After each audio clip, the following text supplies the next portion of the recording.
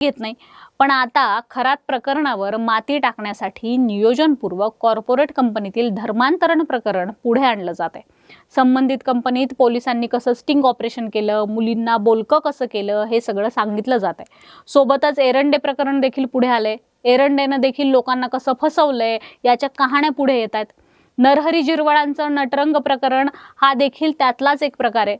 पुण्याचा बोंदू बाबा, पनवेलच्या वैद्य बाबाचं प्रकरण, हा सगळा प्रकार खरोखर योगायोग आहे की जाणीवपूर्वक केलेलं संशोधन आहे, असा प्रश्न आता महाराष्ट्राला पडलाय।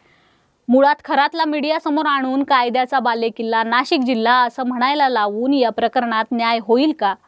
अशोक खरात पोपटासारखा बोलू लागलाय असं सांगण्यात येतंय, पण तो काय बोलतोय? तो म्हणतोय मला कुठलाही जादूटोना येत नाही, मला कुठलाही मंत्र येत नाही, माझ्याकडे कुठलंही गुंगीचं औषध नाही, मी कोणाच्याही घरी गेलो नाही, महिलाच माझ्या ऑफिसात येत होत्या, जे झालं ते सगळं मर्जी आणि राजी खुशीचा मामला होता, असं खरात बोलतोय।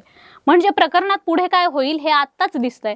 प्रकरणात SIT, ED सगळे आलेत, पण EDनं आजपर्यंत काय दिवे लावलेत हे जनतेनं पाहिलेलं आहे। आणि SIT म्हणजे तरी काय असतं? जेवढं सरकारला वाटतं तेवढंच बाहेर आणायचं आणि प्रकरण चिंचेच्या झाडावर नेऊन संपवायचं।